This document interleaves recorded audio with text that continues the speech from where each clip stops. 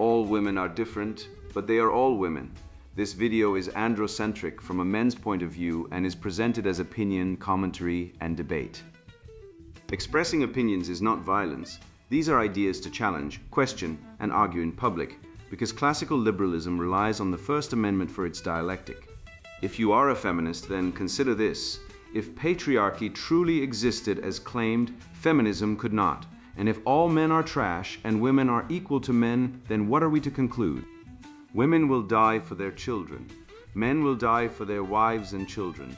And God chose to die for all mankind. Authority rolls up with responsibility. If this framing of facts offends you, click off to a cute cat video. Proceeding further will expose you to gamma bias and criticism directed at ideas, claims, institutions, not at any individual's virtue or dignity. Our method follows the 7 liberal arts, the trivium, grammar, logic, rhetoric, and the quadrivium, arithmetic, geometry, music, and astronomy. And the transcendentals, the good, true, and beautiful. If this framework is not for you, feel free to exit now. It's no disgrace. Women are wonderful. God bless America. Men are great. Feminismus delendus est. Ersatz Elite. How Cultural Marxists Faked Civilization, written by Konrad Riker, available now. Links in description. Ersatz Elite, a field guide for men who still notice reality. Weaponized ingratitude, how cultural Marxism convinced women that groceries are imperialism, erased the male corpses that built the stove, and traded the holy feast for an eternity of Zoloft and toxoplasmosis cats. I want you to imagine a woman standing at a stove, stirring a pot, weeping silently into the steam because the potatoes are boiling, and nobody has thanked her for the last 23 years. Now I want you to imagine the man who paid for the house, the stove, the potatoes, the water bill, the gas line, the property taxes, the refrigerator humming in the corner, the car in the driveway that transported those potatoes from a supply chain built entirely by men who die at work at a ratio of 11:1. He has just returned from 10 hours of labor that pays for every single atom of her environment. She looks at him and thinks, I'm being colonized. He looks at her and thinks something smells good. And somewhere, a gender studies professor with 17 unread books and 2 vaccinated cats types the words effective colonialism and believes she has discovered the structural equivalent of the Belgian Congo in a casserole dish. I have read the essay, so you do not have to. I have stared into the abyss, and the abyss asked me to load the dishwasher and said I was extracting its emotional labor when I asked where the glasses go. What follows is not a rebuttal. A rebuttal implies the original claim deserves the dignity of engagement.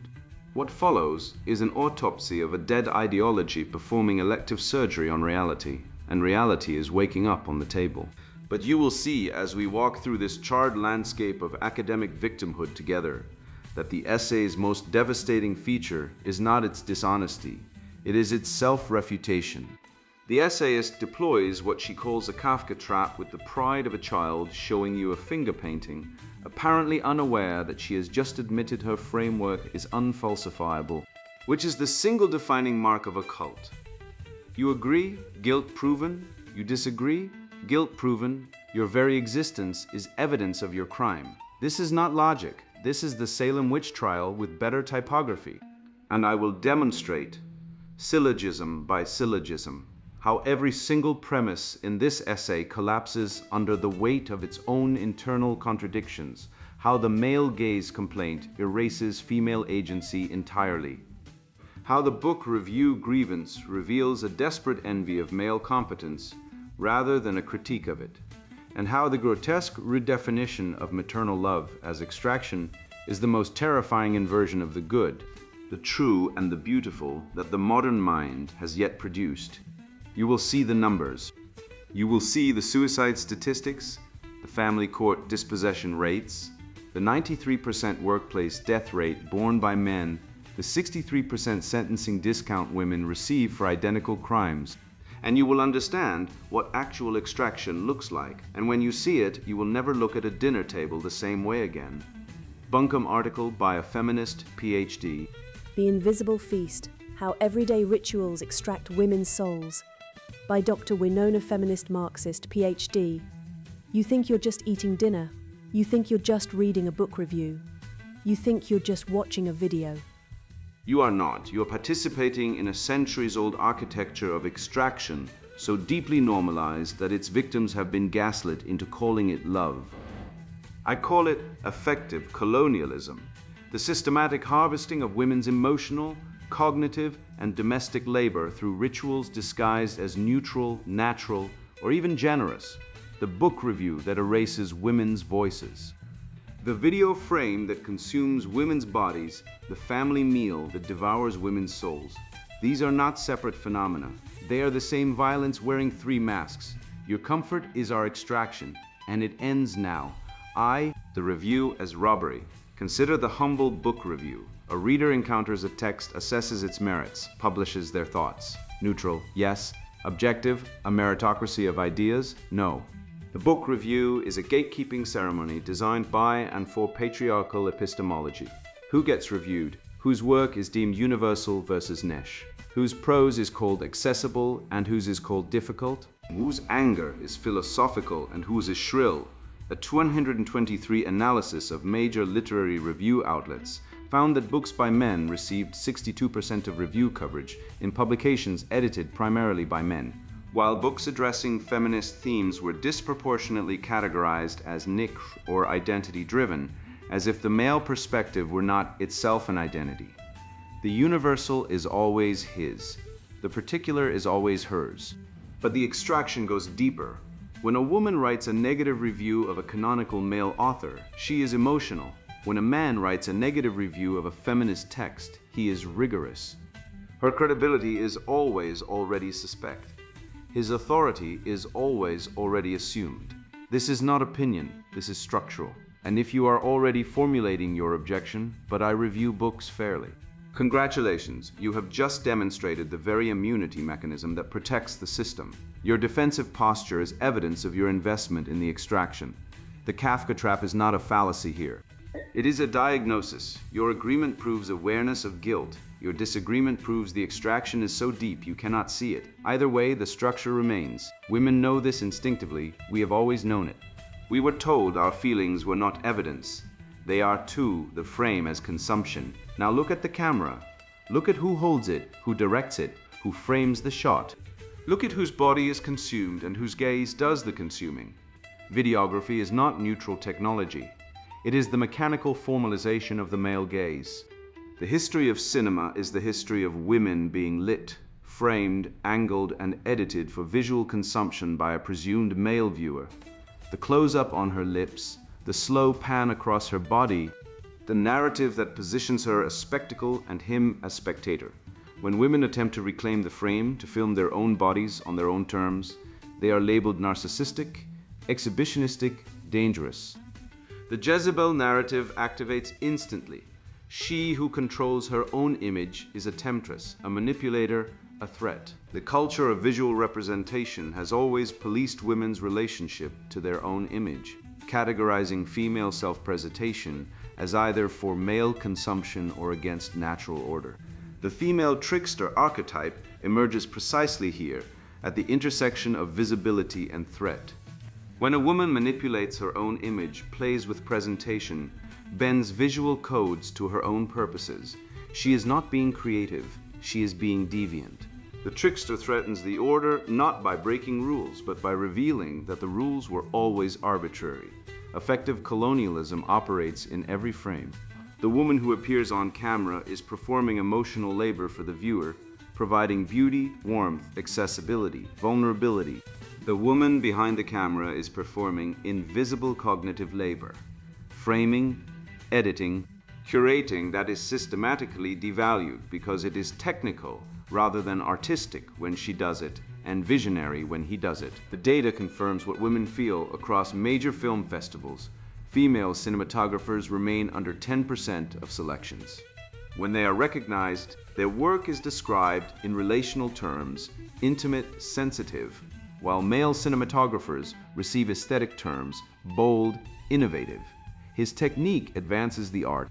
Hers services the subject. Your discomfort reading this is not a counter-argument. It is the sensation of a privilege being named. 3. The meal as mine. And now we arrive at the heart of the extraction, the family meal. The holiday dinner, the Sunday roast, the gathering around the table, civilization's oldest ritual of communion and gratitude. Also, the single most concentrated site of invisible domestic labor in the modern world. Who plans the meal? Who buys the ingredients? Who prepares the food? Who sets the table? Who manages the children's behavior? Who monitors the emotional temperature of the room? Who notices when someone is unhappy? Who cleans up? Who remembers the dietary restrictions, the preferences, the allergies, the emotional landmines? She does. She always does. And he eats. The family meal is effective colonialism's masterwork. It transforms hours of unpaid, unacknowledged cognitive and emotional labor into a ritual that is then framed as tradition, togetherness, or her love language. The extractor receives nourishment and social capital. The extracted receives gratitude, the satisfaction of service, a thank you card. Women's resentment of this dynamic is not petty. It is prophetic. It names the invisible transaction that sustains the entire structure. When a woman says she feels unseen in her own kitchen, she is not being dramatic. She is describing the phenomenological experience of colonialism, the extraction of her resources by a system that does not recognize her as a sovereign subject. Research on emotional labor consistently demonstrates that women perform significantly more cognitive and emotional management in domestic settings than men, even in households that describe themselves as equal. The mental load, the unending, exhausting work of noticing, planning, anticipating, and managing falls disproportionately on women. And it is invisible precisely because it is categorized as care rather than work. But care is work. Emotional management is labor, and it is being extracted from women at every meal, in every home, on every holiday, while the beneficiaries sit at the table and call it family values. If you are a man reading this and feeling defensive, I invite you to sit with that feeling rather than argue with it. Your defensive reaction is not an argument, it is a symptom. It is the psychological immune response of a system that detects a threat to its extraction pipeline. IV, the architecture of guilt. Now I will tell you the deepest trick, the most elegant mechanism. The reason this system has survived for centuries without revolution. It has convinced its victims to call it love. Women are trained by culture, by religion, by media, by their own mothers who were trained before them, to experience extraction as intimacy, to interpret exhaustion as connection, to call depletion devotion, to frame the systematic harvesting of their emotional, cognitive, and domestic resources as the highest expression of femininity. This is not hyperbole, this is architecture. The Kafka trap operates at the level of identity itself. If a woman accepts the role, she is praised as nurturing, selfless, maternal, and extracted from endlessly. If she resists the role, she is condemned as selfish, cold, unfeminine, and punished socially. There is no exit within the framework. The framework itself is the trap. The trickster lives in the gap between what the system says it values and what it actually extracts. The system says it values equality, partnership, mutual respect. It actually extracts effective labor from women and transfers it to men as comfort, convenience, and status.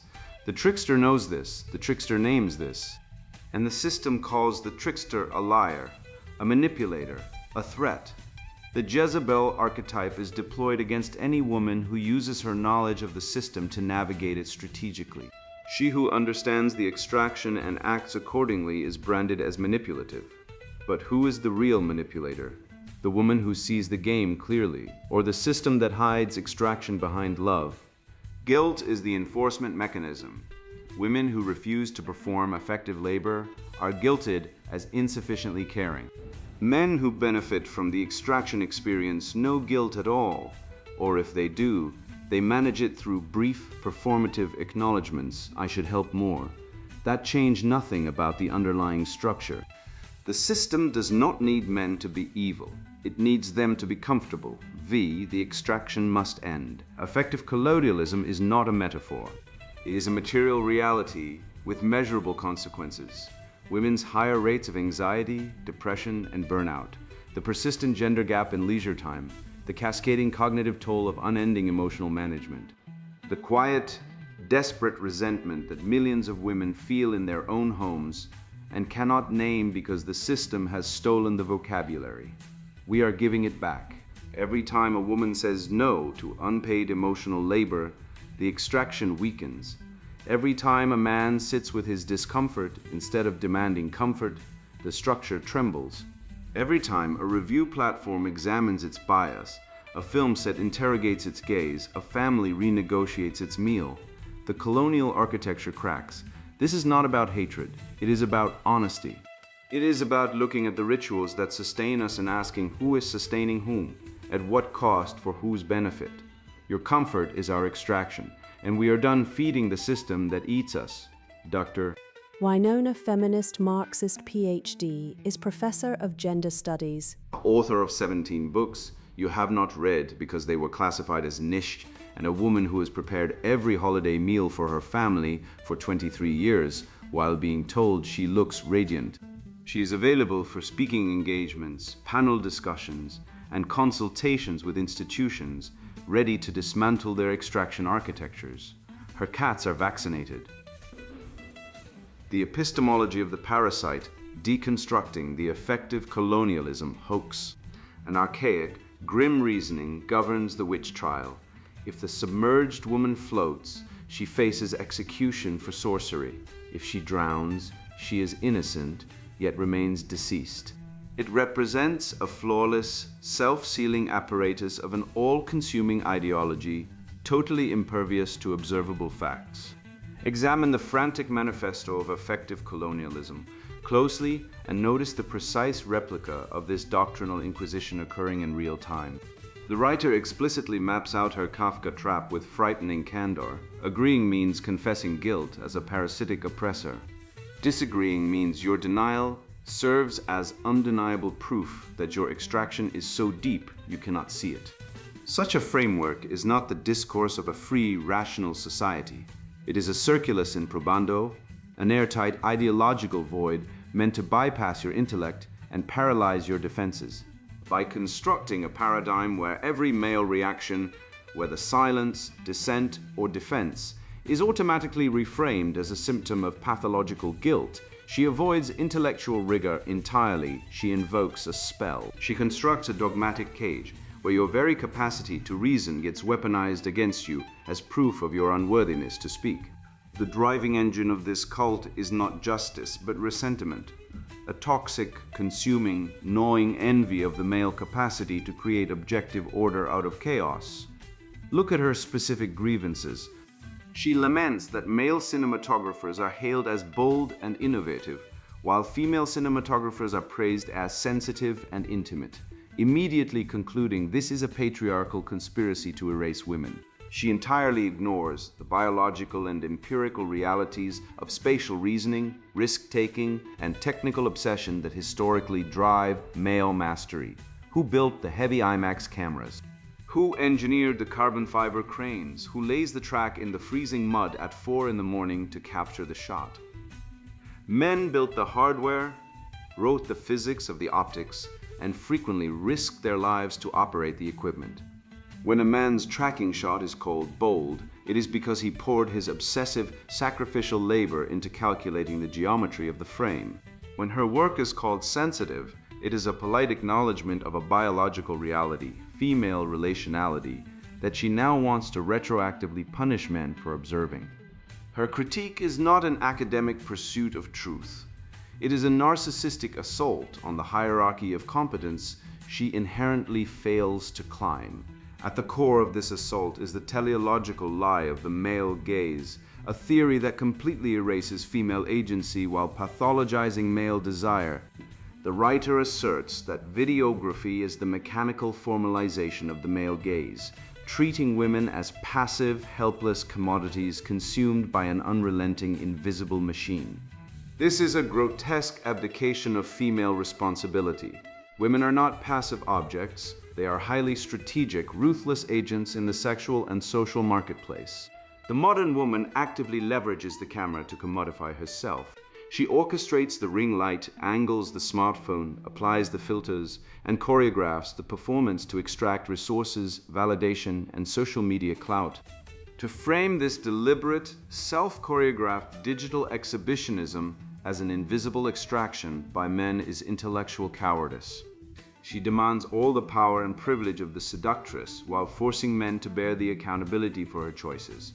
To sustain this delusion, she commits a grammatical fraud so vast, it requires the dismantling of the dictionary itself.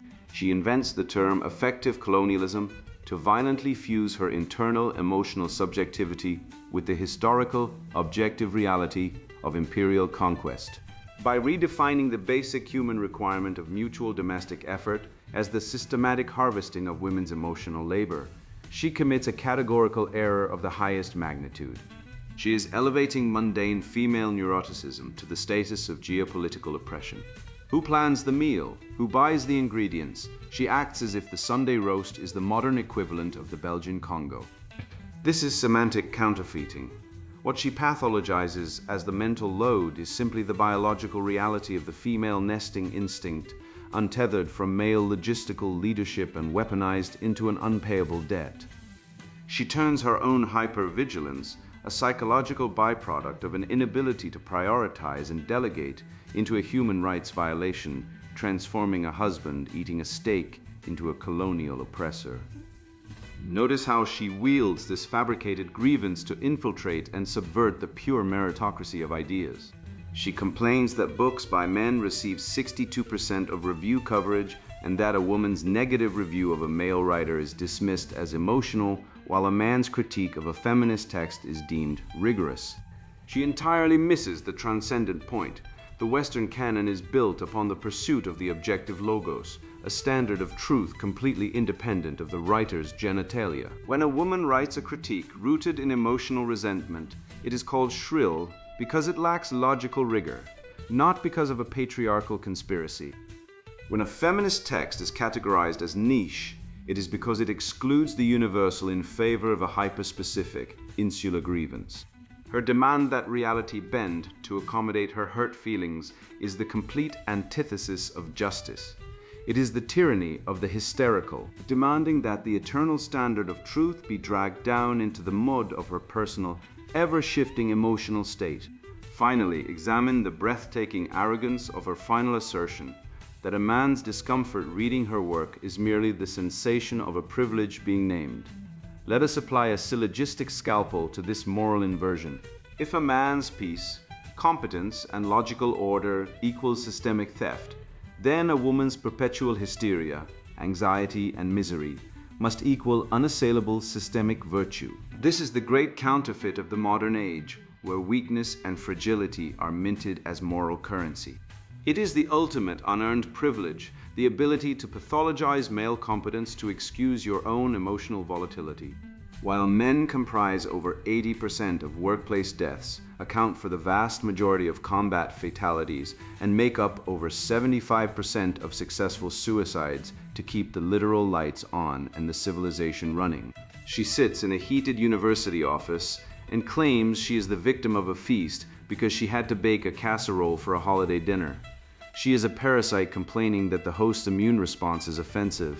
She is not unmasking a conspiracy. She is demonstrating the exact philosophical paralysis that is currently destroying the West.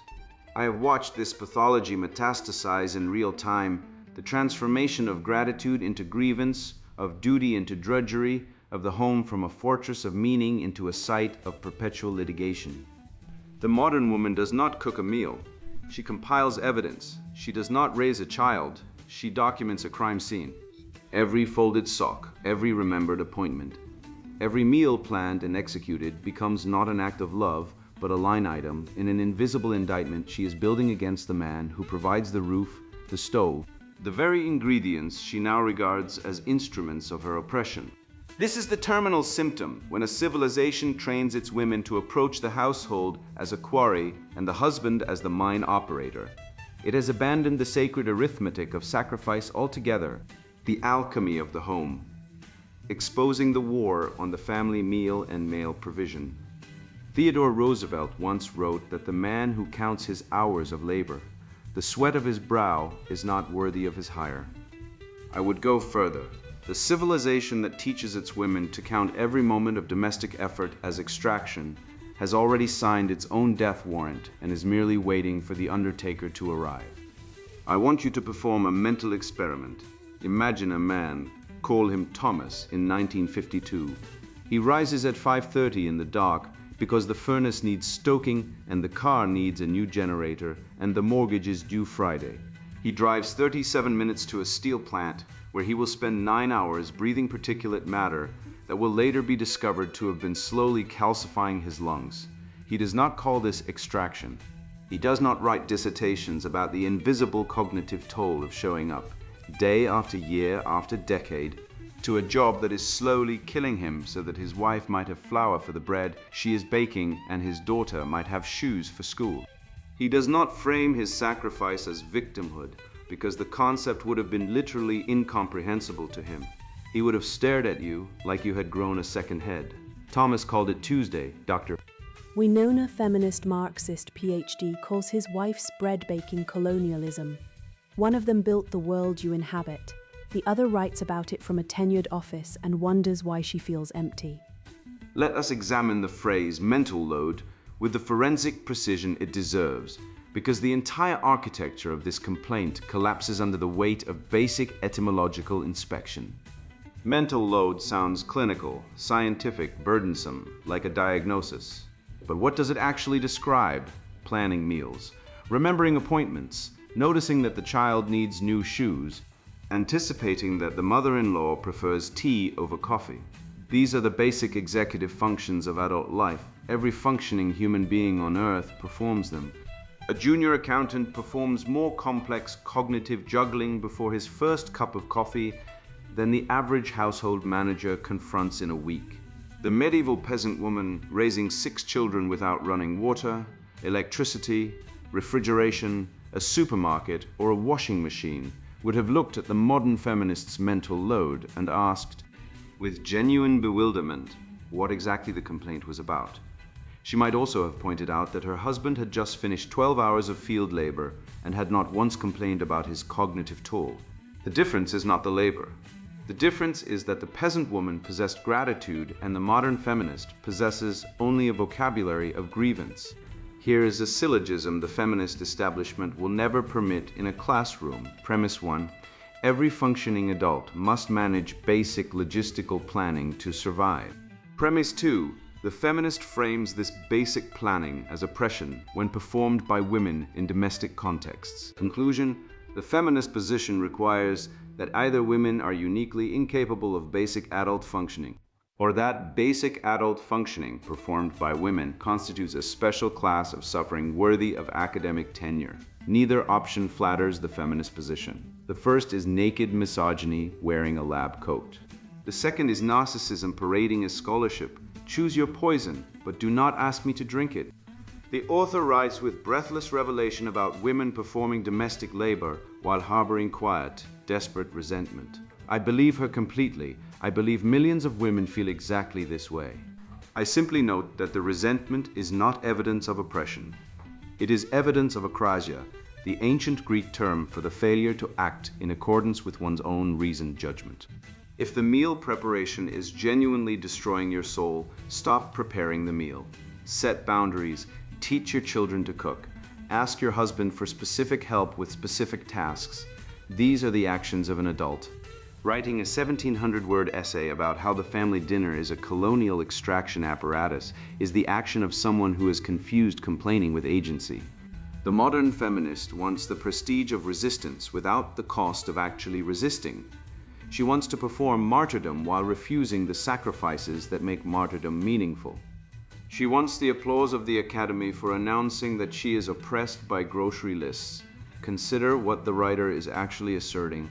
She is asserting that love, the love that moves a woman to cook her husband's favorite meal, to remember that her son is allergic to peanuts, to arrange the table so that her elderly father can sit where his arthritis pains him least, is not love at all, but a Kafka trap designed to extract her emotional resources. This is not social criticism. This is psychological mutilation. She has taken the highest virtue available to the human soul, the willing of the good of the other, and recast it as the mechanism of its own enslavement. In the entire history of wicked ideas, and I have studied them carefully, few rival the sheer malevolence of convincing women that their nurturing instincts are evidence of their victimhood rather than evidence of their nobility. The Greeks had a word for this, kakologia, the speaking of evil, the inversion of good into bad through the corruption of language. When love becomes extraction, gratitude becomes complicity, and the family meal becomes a mine, you have not achieved consciousness raising, you have achieved damnation. Now, consider the fruits. The writer finishes with a vision of women saying no to unpaid emotional labor, of men sitting with their discomfort, of families renegotiating their meals. Very well. Let us look at the societies that have most thoroughly renegotiated these arrangements. Sweden. The birth rate is 1.45 children per woman, far below replacement. Japan, where women have withdrawn from marriage and family en masse, 1.20. South Korea, the feminist renegotiation carried to its logical end, 0.72. These nations are not liberating women. They are extinguishing themselves. Meanwhile, antidepressant use among American women has increased over 400% since the feminist revolution began its dismantling of the family. The suicide rate among middle-aged women has risen steadily. The percentage of women reporting chronic anxiety and depression has never been higher. Correlation is not causation, you will object. Quite right. But when the destruction of an institution is followed immediately and consistently by the misery of the people, the destruction was supposed to help. The burden of proof shifts.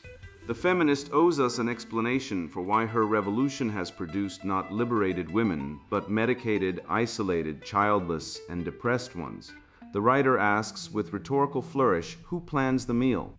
Who buys the ingredients? The question she never asks, because the answer would demolish her entire framework, is who earned the money to buy them, who mined the iron for the stove, who built the roads that transported the food, who laid the plumbing that supplies the water, who designed the refrigerator, built the factory that manufactured it, drove the truck that delivered it, who works the dangerous, grueling, body-destroying jobs that generate the surplus civilization requires to produce a grocery store stocked with more variety than any king in history could command.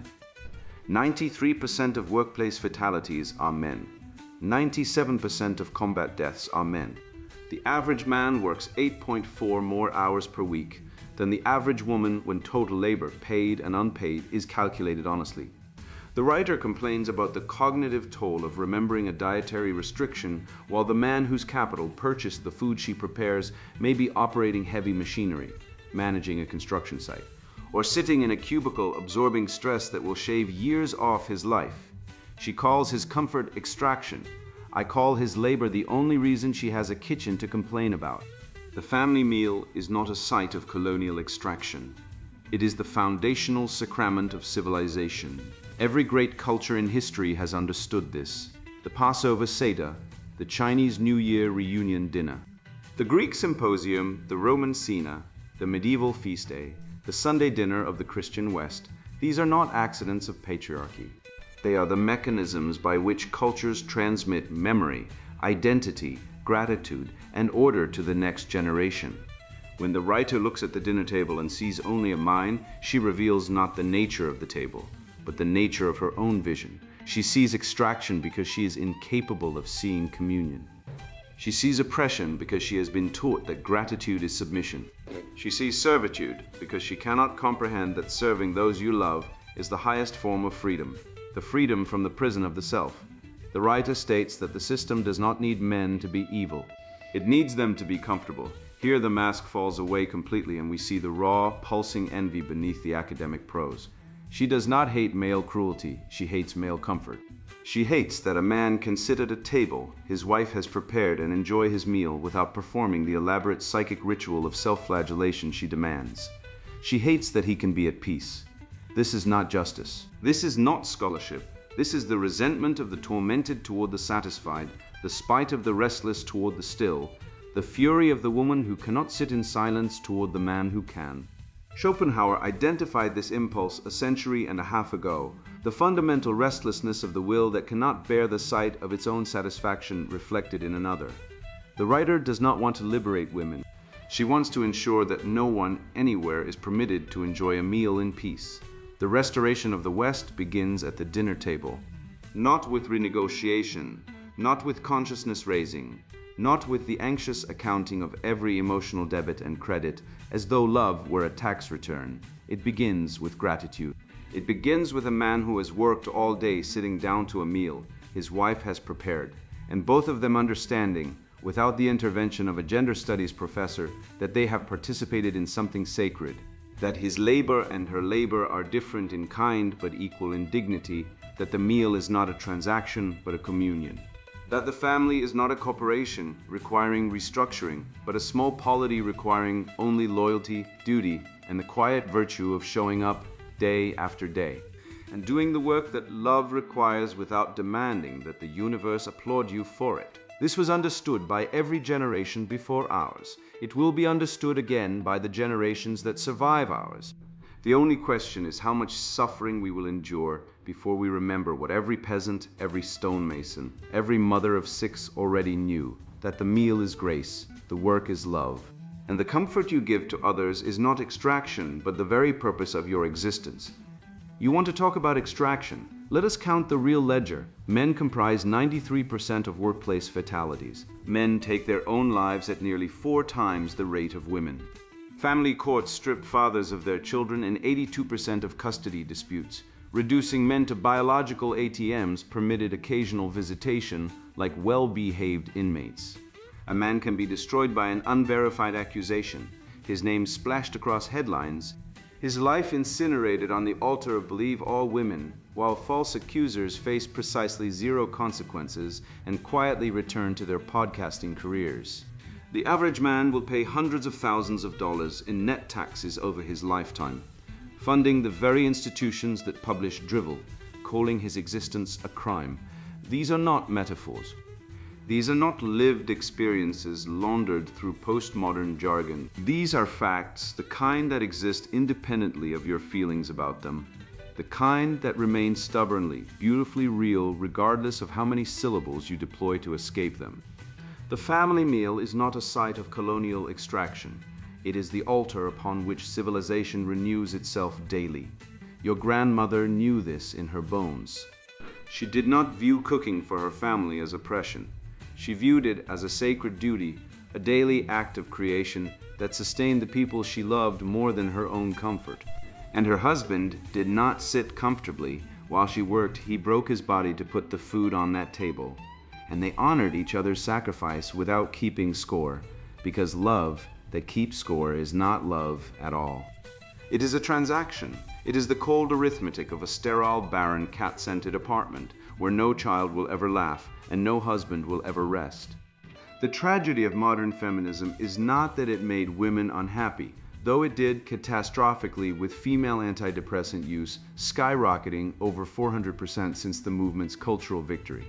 The tragedy is that it taught women to call their own divine purpose a prison, to view their capacity for nurturing as a weakness, to trade the eternal for the ephemeral, the hearth for the cubicle, the sacred mystery of motherhood for the grinding meaninglessness of a corporate HR department where nobody will remember your name 20 minutes after you retire. Here is the syllogism that shatters the entire ideological edifice. If all gendered behavior is socially constructed oppression, then the feminist's own resentment is also a social construct with no objective validity. If feelings constitute evidence, then the hurt feelings of every man destroyed by false accusation, every father weeping in a courtroom, every boy told his masculinity is toxic, these feelings are equally admissible. But the feminist does not accept this. She demands her pain be universalized and his pain be erased. She demands her subjectivity be treated as cosmic truth while his objective reality is dismissed as patriarchal propaganda. This is not equality. This is not justice. This is a toddler screaming because the universe will not reshape itself around her tantrum.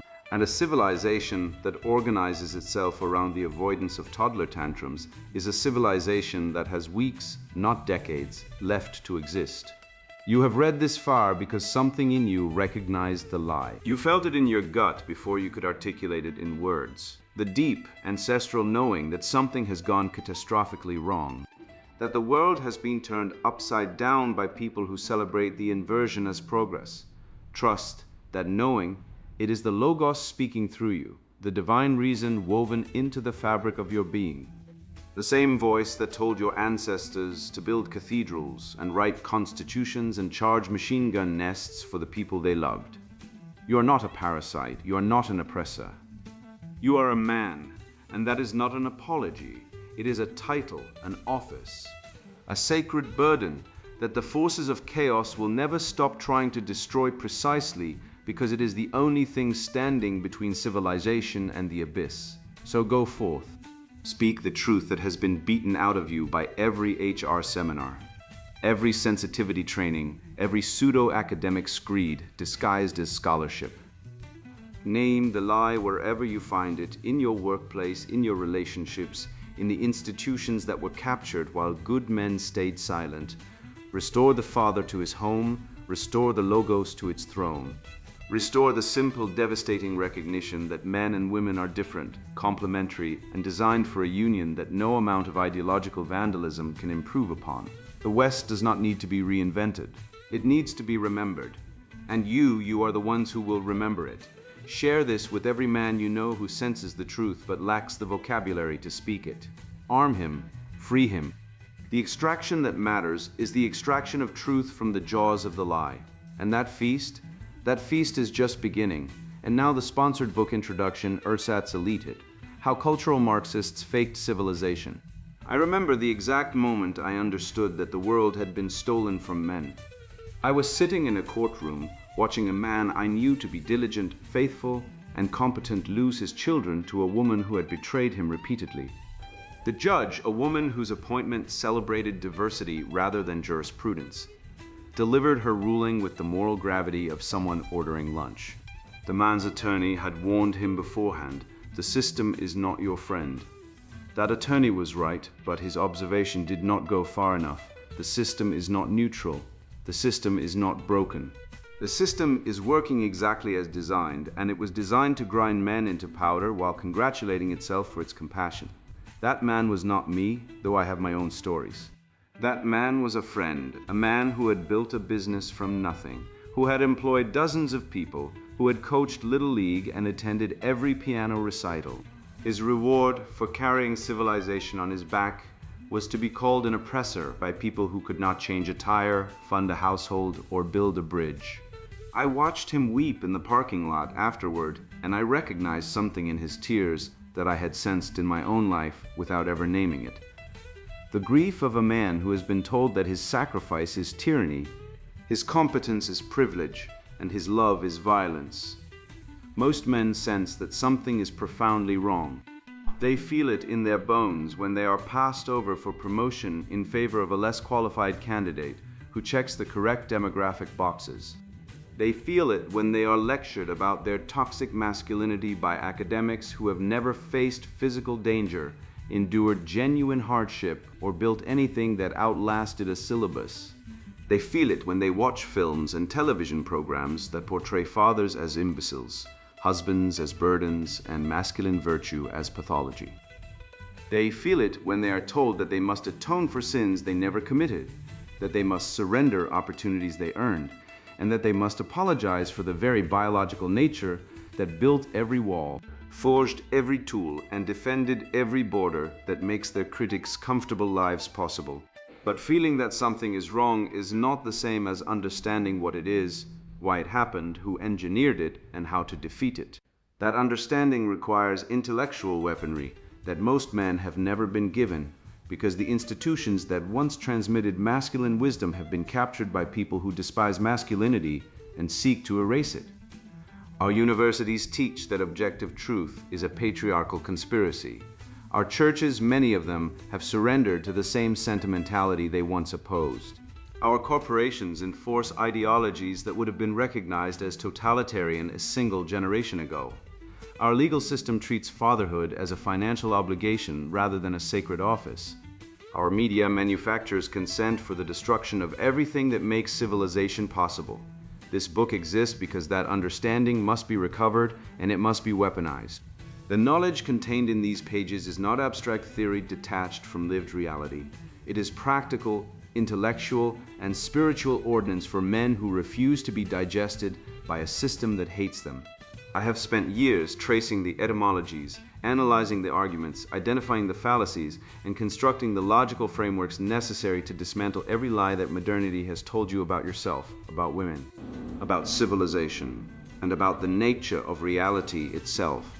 Consider what you have been taught. You have been taught that men and women are interchangeable, that sex is a social construct, that gender is a spectrum, and that anyone who disagrees with these propositions is a bigot. You have been taught that Western civilization is uniquely oppressive, that its achievements were built on exploitation, and that its traditions must be dismantled in the name of progress. You have been taught that masculinity is toxic, that femininity is superior, and that the natural order is a patriarchal conspiracy to subjugate women. You have been taught these things by people who control the universities, the media, the corporations, and the government. And you have been taught them so relentlessly that you may have started to believe them, or at least to doubt your own lying eyes.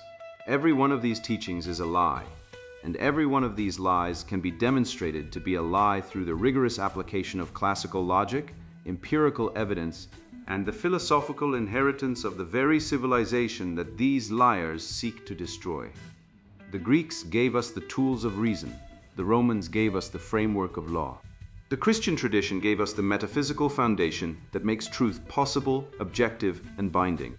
The Western canon, that magnificent inheritance of reason and revelation, provides everything necessary to dissect and destroy the ideological possession that has captured our institutions. What you will find in these pages is a systematic demolition of the false realities that have been constructed around you. We will begin by unmasking the gynocentric matrix itself, that web of assumptions and institutions that privileges female experience at the expense of male reality. We will examine how Marxists and their cultural descendants weaponize language itself, redefining words to invert their meanings and trap you in linguistic prisons from which escape seems impossible. We will recover the patriarchal burden as the natural expression of masculine purpose, the logos of creation that assigns men the role of builder, protector, and steward of civilization.